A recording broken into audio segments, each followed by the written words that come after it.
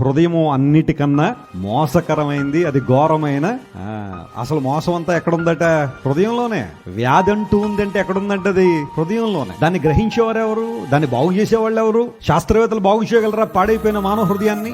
సైకియాట్రిస్టులు బాగు చేయగలరా పాడైపోయిన మానవ హృదయాన్ని? సైకాలజిస్టులు బాగు చేయగలరా పాడైపోయిన మానవ హృదయాన్ని? నేను మరలా చెబుతున్నాను, పాడైపోయిన వస్తువులు బాగు చేసేవాళ్ళు ఉన్నారేమో, పాడైపోయిన ఇళ్ళు బాగు చేసేవాళ్ళు ఉన్నారేమో, కానీ పాడైపోయిన వ్యక్తిత్వాలను బాగు చేసేవాళ్ళు ఎవరు? పాడైపోయిన హృదయాన్ని బాగు చేసేవాళ్ళు ఎవరు? ఖచ్చితంగా దేవుడే. ఈ విషయాన్ని గుర్తించిన దావీదు దేవుని దగ్గరికి వచ్చి అడుగుతున్నాడు, ప్రభువా శుద్ధ హృదయం నాకు కలుగజేయి, ఏ క్లీన్ హార్ట్ నాకు ఇవ్వండి అని దేవుని సన్నిధిలో ప్రార్థన చేశాడు. శుద్ధ హృదయము హిబ్రూ భాషలో టహోర్ అనే పదం వాడాడు. అక్కడ టహోర్ అనగా ప్యూర్ అని అర్థం. కలుషితము లేనిది, కల్మషము లేనిది. క్లీన్ అనే మాట పరిశుభ్రమైన హృదయము అనే మాట. Clean heart. ప్రభువా నా హృదయంలో శుద్ధ హృదయం కలుగుచేయి, నా యందు శుద్ధ హృదయాన్ని కలుగుచేయమని ప్రార్థన చేశాడు. మనం ఎప్పుడైనా ప్రార్థన చేశామా? కలుషితమైన మన హృదయం, కపటమైన మన హృదయం, దురాలోచనతో నింపడిన మన హృదయం, మూర్ఖత్వంతో నింపడిన మన హృదయం, దుష్టత్వంతో నింపడిన మన హృదయంలో మార్పు కోసం దేవుని దగ్గరికి వచ్చామా?